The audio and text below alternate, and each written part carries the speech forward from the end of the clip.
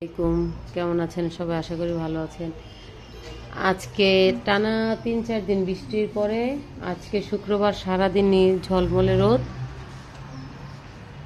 তো আলহামদুলিল্লাহ, এত বৃষ্টির পরে এরকম রোদ সত্যি সবার খুব ভালো লাগে।